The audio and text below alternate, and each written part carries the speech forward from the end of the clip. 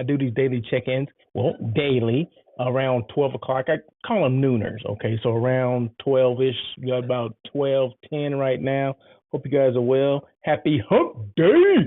I just love Wednesdays because I get to say happy hump day.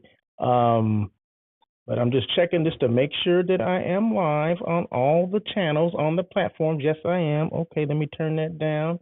So sometimes I get a little feedback, and let me just make sure that I turn my Bluetooth off on my cell phone because sometimes you get outside interference from wherever. It's the darndest thing. Your phone picks up stuff from other places sometimes. But anyway, hope you guys are well. I think I said that already. Today is Wednesday, August 6th. This is my daily check-in. I do these daily check-ins, of course, daily, Monday through Friday, along with my show On Air with Russell of Hotels, live hospitality talk show that comes out every Tuesday at 1 o'clock. Okay, so I did it yesterday. So if you weren't able to check it out, it's there on LinkedIn and YouTube. The replay is there. I'm going to put those on Facebook as well as Twitter, like I normally do, and it is a podcast. So if you go to Spotify, look for On Air with Russell of Hotels, you'll be able to find it there as well. And you can take me on the go if that's what you choose to do. But one thing that I always do is make sure I open up the chat box so people can, make their comments as they see fit. I appreciate them because it's all about engagement. Okay, so go ahead. It's open now. Is it open? Yes, open. But let me close it and reopen it. Just to reset it. I don't know if that does anything, but let me just do that anyway.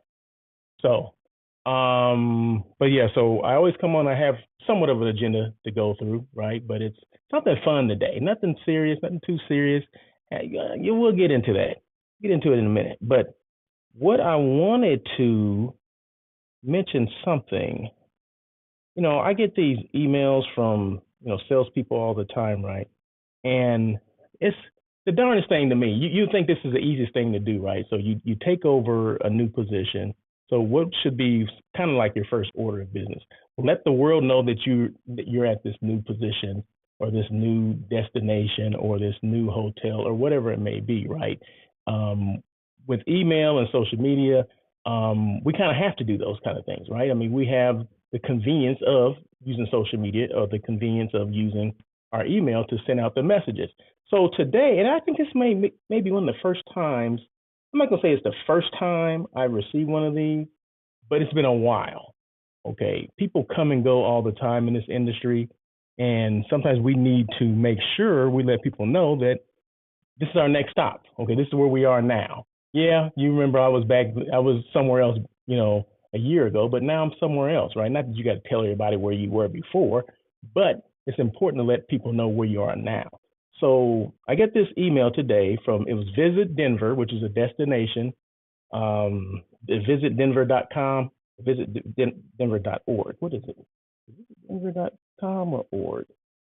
Visitdenver.com. Okay, so Kelsey Santisavan, hopefully I'm saying that right. Kelsey Santisavan. Okay, so she sends me an email today, and it says, I'm just going to read the first part of it, right? Because I think it's important that we utilize the email addresses that we get, right? So hotels are notorious for this. CVBs, DMOs, they get emails all day long from people, right? But you have to use the emails, right? Meaning you got to do email blast or whatever. So this young lady did an email blast, and I really appreciate it. So it says, good morning, Russell. I hope you're having a great summer. My name is Kelsey Santisavan, and I am the newest sales manager with Visit Denver. I work with the West Association Market for groups from 10 to 150 on peak. I wanted to reach out and say hello. Denver has been fortunate to work with you in the past, and we would love to be considered again.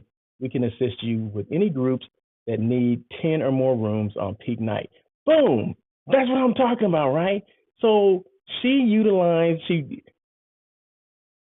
formulated this letter. I mean, it could have been a form letter. Everyone could be doing this. I don't know, but it doesn't matter. The thing of it is, she used it. She used the letter, and then she sent it out to people. So I'm not the only one that received it, right? But I'm feeling like I'm the only one that received it because it wasn't a mass one where it was sent to to whoever who may be concerned, right? No, it went to Russell, right? It went to Russell. It says, "Good morning, Russell." Okay, so it was addressed to me. It was personalized. She knew I booked there before, right? I booked at least 2 programs in Denver before in the past, so she knew that, right? So she did her homework.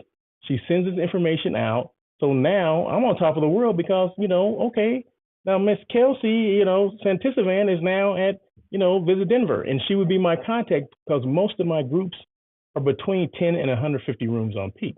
So there you go. That's my contact. I don't even remember who the old contact was, but I do know who the new contact is because she just reached out to me. So when I say little things make a big difference, we have all the technology to do these things, to reach out to people. But sometimes we don't do it. We just, hopefully I'll meet him, at another time on a trip or whatever. Well, what happens when you don't take trips? Or maybe you're between trips? There's a way that you can still reach people. And having an email blast is a great way to do it. So very good, Chelsea. Very good. Visit Denver. I appreciate it, right? So of course, when I get things like that, I'm always going to read this stuff. Okay, I'm always going to make a big deal about it because I think we as salespeople kind of drop the ball on a lot of stuff, right? I mean, not everything, but we have the tools out there to communicate with people, to continue to communicate with people, but sometimes we just don't utilize the tools that we have. So this is a great use of an email list, okay? Or she went through her CRM, and just to see who had booked things and maybe in the last year, 18 months or whatever, and probably spit out a list of, okay, these are the companies or organizations or meeting planners that have booked in Denver in the last, whatever, 18 months, 2 years, 3 years, whatever it is. And this is what she came up with. And my name happened to be one of them. So boom, there you go. So, and if you didn't know, I do hotel site selection as well for clients, right? So I plan meetings and conventions, retreats, all that kind of stuff. I've done them in Denver before. I have clients that, they go to Denver all the time. So there you go. So this is perfect. This is great. So I just want to share that with you. And then, okay, like I said, I always have something to talk about. And I'm in Hollywood, right? So live from Hollywood. Hollywood.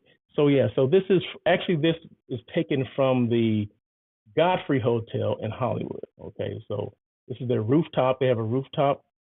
Everybody has a rooftop, right? They have a pool up there. They have 2 bars. It's happening up there. So there's a restaurant up there as well. So restaurant, bar. So if you ever need a place to hang out in Hollywood, you want a view of the Hollywood sign, unobstructed view. Why not the Godfrey Hotel? There you go. There you go. Okay, so this is what I'm talking about today.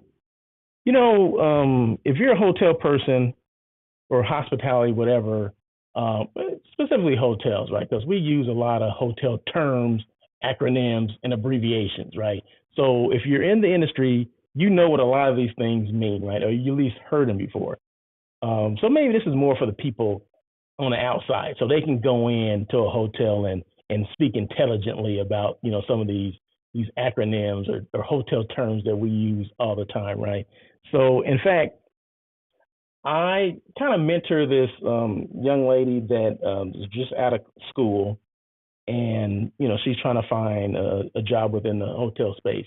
And I was asking her what does she do, what does she like to do, or what does she see herself doing, like her first job.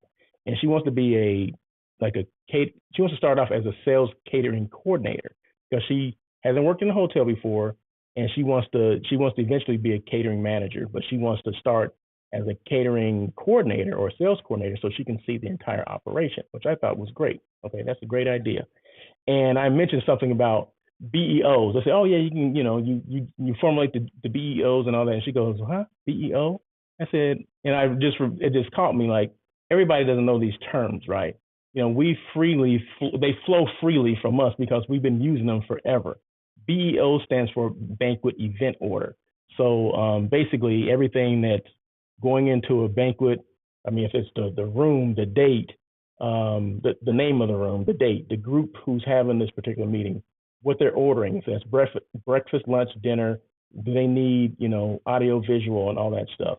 AV, they need that. So everything will be listed on this banquet event order because, the hotel people are like, if it's not on the BEO, it's not going to happen, that kind of thing. So when I mentioned that, it kind of caught myself. I'm like, you know what? Everybody doesn't know these terms. Even if you're in college and you've gone through a hotel program, they don't necessarily use that stuff either. I guess depends on who's teaching things, because a lot of times people will go through, they would do it based on theory, not based on, reality for the most part. So, but yeah, so when she mentioned that, or when I mentioned BEO, I just kind of like, oh, she doesn't know what BEO is. Let me just mention, kind of explain what a BEO. She knew she knew once I explained what it was, but she didn't know it by that name. Okay, so but that, like I said, these are things that hotel people we talk about all day long. So what I'm gonna do is just go through a list of these things. I'm not gonna go through all of them, but I'm gonna pick and choose some of the things, and just I'm gonna try to kind of put them in a situation where you'll see what I'm saying. You see what I'm saying. So okay, first one is what's the ADR? What's the ADR tonight? That's the average daily rate. Hotels, they live and die by the ADR, especially when it comes to the rooms part, right? What's the ADR tonight? That's basically the average daily rate. That's all the rates that are out there. It averages everything out. So it's the average daily rate is $210 tonight. Oh, okay, great. Okay, because our budget was only 200, so this is great. So ADR, AV. I mentioned AV a while ago. What is you have in-house AV or is it a contractor? Well, in-house AV, audio visual. Who's doing your audio visual? Like overhead projectors, LCD, whatever screens. That's AV. Bar. What's the bar rate tonight? Bar rate, the best available rate. That's what the bar rate is. Okay, that's what that stands for, right? So that used to be the rack rate. Remember the rack rate? Well, the rack rate was the whatever the publicized rate. I guess is what they called it back then. But now they changed that. Now it's called the bar rate or the best available rate, because you have all these discounted rates, but then you have the bar rate. So all those rates read off of they're discounted off of the bar rate.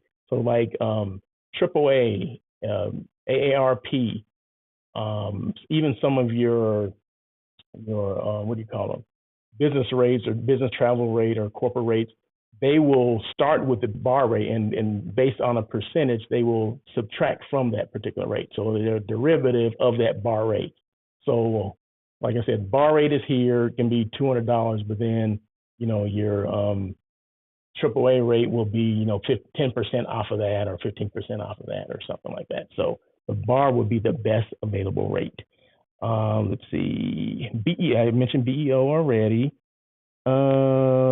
CMP. Now I know CMP as being a certified meeting professional. Okay, someone that's gone and take the exam and they're like the expert when it comes to meeting management or planning meetings and things like that. So that's a CMP, right? But in another way, it's a complete meeting package, which I never used that term before. Oh, you're gonna get the CMP, the complete meeting package. That comes with the meeting, the space, comes up with the letterhead that you can write and all this kind of stuff, and a meal. I don't know what a CMP is other than certified meeting professional. Okay, but this one says complete meeting package. So maybe you guys have heard that. I don't know. Let's see. Checkout CO. Okay, and okay, you see that all the time. CRM, customer relationship management. I have a CRM system. Maybe is that this kind of same thing? Maybe that's what it is. Central reservation system, CRS. You hear that one. CSM, conference service manager or convention service manager. Oh yeah, they detail everything once the contract is signed. Give it to the CSM. Your CSM will take care of it from them. Your CSM will give you a call later. CVB. What is CVB? Convention and Visitors Bureau. Okay, that's the tourism arm of every city. Well, every city doesn't have it, but most cities have like a CVB, or now the term is called DMO, Destination Marketing Organization. So CVB and DMO are kind of interchangeable, kind of the same thing. But back in my day, when it first started, it was CVB. Okay. Let's see, DMC. You know what DMC is? A destination management company. So basically, like, say you need your group needs transportation, they need, to get tickets to go to like a concert, whatever. You would go through a DMC. A DMC would take care of all that stuff, separate from what the hotel would do. So you go through a DMC and you pay them. I think it's a percentage of whatever you're asking them to do, kind of thing, or maybe it can be a flat rate as well.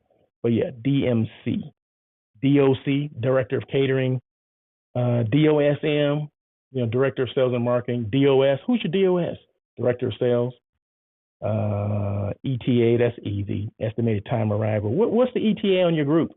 It's supposed to be here at 4 o'clock. Okay, let's just make sure we have everything planned, in the lobby when they come in. Okay, if their ETA is like, you said 4? No, I said 3. Oh, okay, all right, that's fine. F&B.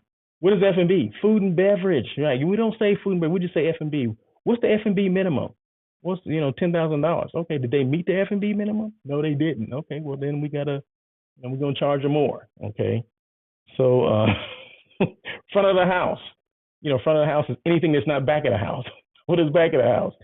Back of the house is anything you can't see, right? So the kitchen, housekeeping, laundry, engineering, all that stuff goes on behind the scenes, right? So that's called back of the house, right? Anything in the front where you can see, you can see the front desk, you see the restaurant, you see all the public space. That's front of the house stuff, right? So that's more of a term. Well, it's a term. All these terms are for hotel people, right? Like, well, where is he? Oh, I'm located. I'm in back of the house right now. So a lot of stuff goes on back of the house that you don't see. The public does not see, and you don't want it to see. You don't want to see it. What's going on back there? Okay, so that's front of the house. FOM, front office manager. Let's see. I'm just sharing some stuff. This is terms. These are hotel terms, acronyms, and abbreviations. Just have a little fun with it. Kind of like GOP, gross operating profit. So if you have your responsibilities going over the P&L, the profit and loss statement every month, GOP would be one of those line items as well as other stuff. Let's see. I'm just going through some of the stuff. MOD. Who's the MOD tonight? Manager on duty. So in lieu of a general manager, like say if it can even be during the day. But I remember starting off as a manager on duty. That was my job, right? I was a night manager, and everyone would leave. The GM is gone, everybody's gone, whatever. So if there's issues at night, they need a manager on duty. So I was at MOD. They never said who's the manager on duty. They said who's the MOD. Okay, so if you heard that term, that's what that's for. Let's see. What about OTA? OTA, online travel agency. Those are like Expedia, Hotels.com, Priceline. Those are all OTAs. Okay. We also call them third party. They're a third party, because you're booking through a third party. Okay. You're not going directly to the hotel, which I always advise that you do. Always book through the hotel, but sometimes we do book through the OTAs. Okay. That stands for online travel agency. Let's see, what else? So that's it for those. Let's see, what else is in here? Amenities. You guys know what amenity is: an item or service provided by the hotel that offers comfort, convenience, or enjoyment for the guest. Attrition. What's the attrition? The difference between what has been booked and what has been actually picked up or actualized. Anything that goes in between that gray area, that's attrition. And you may be responsible for that stuff. I see Kelly Griffin. Have you heard of Code 77? No. Kelly, tell me, what is Code 77? I am not, and thank you so much for coming on. No, I haven't. Tell me what that is, please. Have you heard of Code 77? I've never heard of that. Let me know what that is, please. And like I said, I love engagement. And Kelly, thank you so much. It's like the second or third time Kelly's been on. He's out of Florida. Appreciate you coming on. I think he's like a restaurant expert. Okay, he's like that restaurant guru. So hopefully he shares what Code 77 is. LL upside down. What is that? I don't know what that is. I'm missing something. Am I missing something, Kelly? I mean, help me out here. I have no idea. So that's what attrition is, and then there's fees involved with that. Oh, come on now, just say lobby lizard then.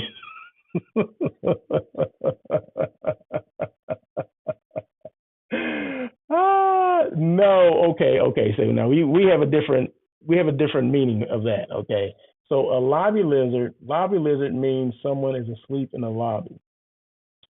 No, this is what we refer to lobby lizard as people in the hotel. Is that someone that's basically hanging out like a manager that's kind of being a lobby lizard, just the kind of they're taking a low profile and just sitting and watching what's going on in the lobby.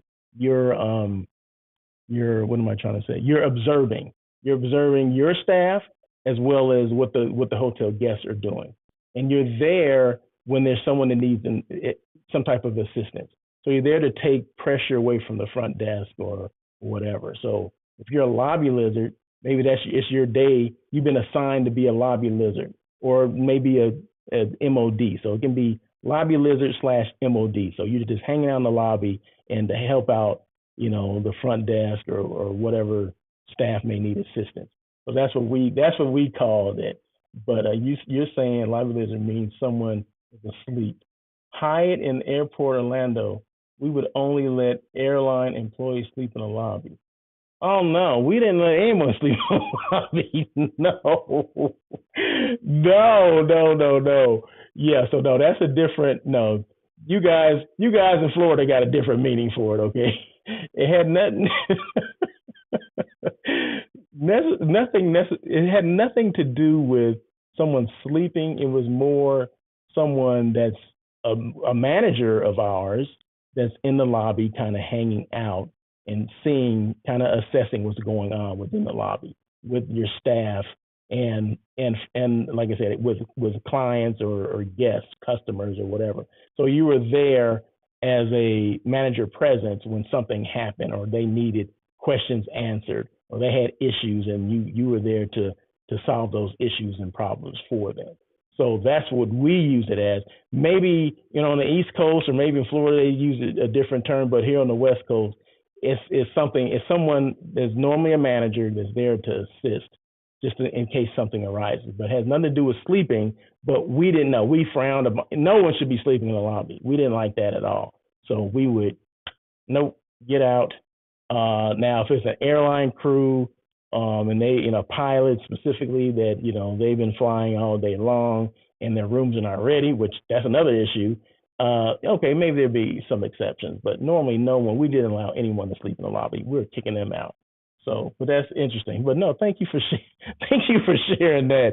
See, that's what I like. Like I said, I'm thinking that it's something else, right? But hey, Kelly has a different interpretation of what a lobby lizard is, right? So, and his part of the United States is different. So this is something I found out something a little different today. I don't like this. This is how it's supposed to be. So banquet captain, you know what a banquet captain is, right? Someone that's in charge of the banquet staff, right? Do they normally have a different color? They may not have uniform on. They may be in regular business attire. But normally their name tag says banquet captain. So there's issues at all, you would go to that banquet captain and they would assist you with whatever you need assisted with, providing it was in the banquet, right? It had to do with serving, had to do with, I didn't get the food that I wanted. I'm vegan and I got prime rib. I asked for a vegan meal. Oh, no, no problem, sir. We have a vegan meal. I'll get that for you. That's something sometimes you get the banquet captain involved in. Or, we want dinner served at, an hour earlier. Well, it's already been plated up. It's already been dished up. What are you talking about? We can't do that. I mean, those are the people that they would deal with all that kind of stuff. Banquet setup, of course, that's just the setup of how things get, set up within, a meeting space. Let's see, breakout rooms. That's smaller meeting space, and so you would have general session room, which is normally the larger room. And they say, okay, I need several breakouts. I need 5 breakouts. So that would be smaller rooms. Maybe the general session like for 1,000 people. So you need several breakout rooms that have 50 people each. Okay, so it's a smaller room, different setups, everything. But all that would be on a BEO. So all those things would be on a BEO. Let's see. Let's see. What else? You know what a catering sales manager is. Cold call. You know what a cold call is? I mean, a salesperson is going to a business cold. They don't have an appointment. They may not even know anyone in that office. So you're just basically going to try to get business or trying to maybe introduce yourself to a new company. Cold. You have no knowledge about this company. You just happen to be in the building. You say, you know what? I've never been to XYZ company. Let me go over and see what they may have business for our hotel. Boom. At least I can introduce myself. So there you go. Comp room ratio. Like a comp room ratio. Okay, so like for every 50 rooms that are picked up, you get one comp room. Okay, one complimentary, one free room. A lot of groups do that, but it has to be in your contract, right? So it depends on how your contract, your sales agreement is written, but it's called a comp ratio. What is the comp ratio? Well, it's 1/40, 1/50. Those are pretty standard, but I've seen 1/15. Like for every 15 paid rooms, they get a free room. Okay, I mean, I don't, yeah, as a hotelier, I would never do that. But hey, sometimes desperate time calls for desperate measures. So there you go. But that's what a comp room ratio is. So yeah, so I just wanted to share those things, just have a little fun with that, just kind of give you guys a little information about folio. What's the folio? Okay, so you're checking out and they run your receipt of your stay, right? That's called a folio. That's a guest folio. Some people will go to like, oh, can I get a copy of my folio? Or most guests would just say, can I get a copy of my, my charges or my receipt? Oh, you need a folio? Okay, hold on one second. Let me go ahead and print that out. Print it out, tear it off. Here's your folio. We call it folio, but it's basically a receipt for all your room charges and has occupancy and all the tourism taxes, all the things. And if you charge anything on there, like room service or whatever, all those things will be on your guest receipt, which we call a guest folio. So there you go. So that's what I'm talking about. Just sharing some information, have a little fun with it. That's what I do. These things don't have to be long, right? And they don't have to be that serious. I tackle enough serious stuff, within the hospitality industry, the hospitality space. So today I said, you know what? I was just happened to be looking at something, and it had all these terms on there, right? Like, terms that we know as hoteliers, but a lot of people outside don't know, right? So I said, let me just share a couple of these things with the peeps. But anyway, that is it. So I thank you so much. I do these daily check-ins daily. I'm Russell of Hotels, right? So I do the daily check-in Monday through Friday. Try to do it around noon. I also have a live hospitality talk show called On Air with Russell of Hotels. Goes a little bit in the detail. It's about an hour. Sometimes I have guests on, sometimes I don't. But I always got something to talk about. Okay, so we best believe I'm always have something to talk about that has to do with our industry that I've been involved in for 25 plus years, 14 different hotels, different positions. Started out as a housekeeping manager, front office, food and beverage, AGM, sales manager, director of sales and marketing. Did I say general manager? Yeah, general manager as well. So, hey, I come with some wealth of experience. I don't just come here just spewing out information just because I got a platform to do it. But no, there's normally some bite behind what I'm saying. And it's all about the experience. So I'm here for, as a resource if you need, questions answered about certain things that happen in hotels, contracts, all that kind of stuff. I'm here to help. So, and then, like I said, I also do hotel site selection. So companies and organizations that need assistance with finding that right hotel for their group, doesn't matter where it's located. I've done things all over the United States. I've done things in other countries, Italy, France, Greece, the Caribbean, Mexico. Doesn't matter. As long as they have hotel rooms, as long as they pay commission, I'm doing it, right? I'm on board. I'm here to help. So that's it. So I just wanted to come on here and never be afraid to show people who you are, to brand yourself, right? So this is Hollywood Boulevard, right next to the Hollywood Roosevelt Hotel on Hollywood Boulevard. Yeah, you can see there's a star that says Russell of Hotels on there. Okay, see, a lot of people don't even know there is a star there, but it is. Okay, so But never be afraid to promote yourself, and because you are your best advocate. Okay, I need to say more of that. Okay, a lot of times we do our brands, or we come up with brands, and then we're afraid to let people know this is our brand, or this is who we work for. Okay, if you're working for a brand, remember it starts with you first and foremost. You are the brand. People, I'm gonna speak for salespeople, right? People buy you before they buy the product or service that you're selling, okay, or the hotel that you represent, or the restaurant that you represent. So they see Russell and like, oh, I know Russell. Oh, Russell's cool, whatever. He's something else. He can be funny sometimes, but I like him. Okay, so I'm gonna do it because I know him, right? So they buy you before they buy whatever hotel you're working in. Okay, so I've been to 14 different hotels, right? Clients would follow me from one hotel to the next because they knew me, they trusted me, they knew I would take care of them, right? So I went to like 3 or 4 different other hotels with these same clients. They would always, where are you at now? Well, I'm at Hotel XYZ. Okay, where's that located? Okay, yeah, we're gonna go there too. We got something coming on in LA, so I want to make sure I book where you're gonna be because we know you're gonna take care of us. So clients will follow you. It had nothing to do with the brand, right? And a lot of times they were different branded hotels. I could have been at the Marriott when I knew them, but then now I'm at a Hyatt or a Hilton or a Radisson. I mean, the brand didn't matter.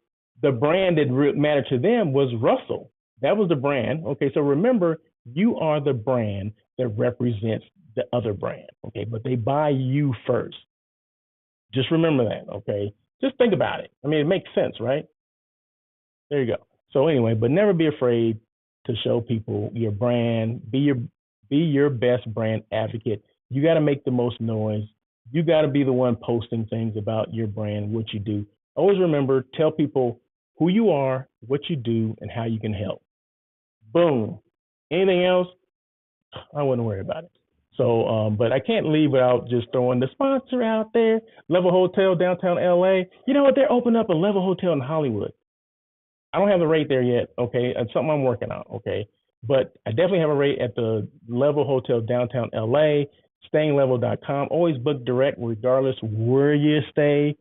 You don't have to stay here, but wherever hotel you choose, make sure you book direct. You're always gonna get the best deal.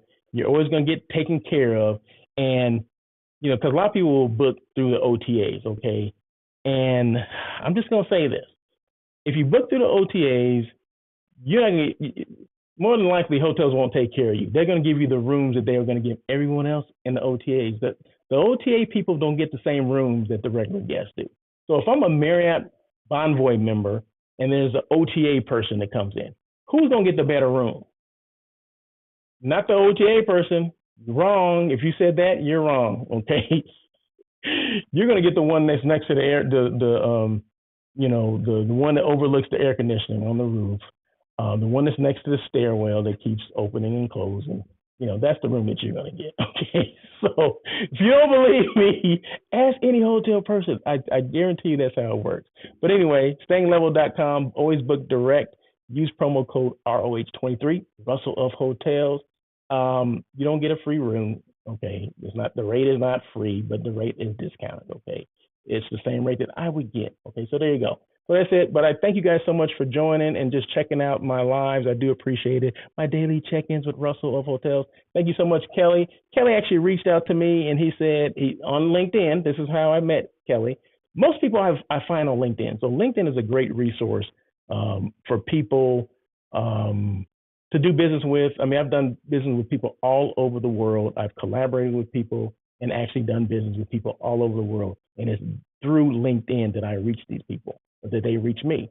And Kelly's no exception. We haven't done business together yet, but we have been, talking and whatever. So he sent me a link, a message earlier, maybe it was like last week, and he said, and I apologize for just responding this morning, but he said, well, when do you do your lives? I said, daily. He said, what time? I said, about noon. And 10 minutes after noon, he just popped on. So thank you so much, Kelly. I appreciate you. I don't take it lightly that people actually listen and make comments, because that's what it's all about. It's all about engagement, and it's all about building that community. So There you go. I'm here to help. I'm a resource.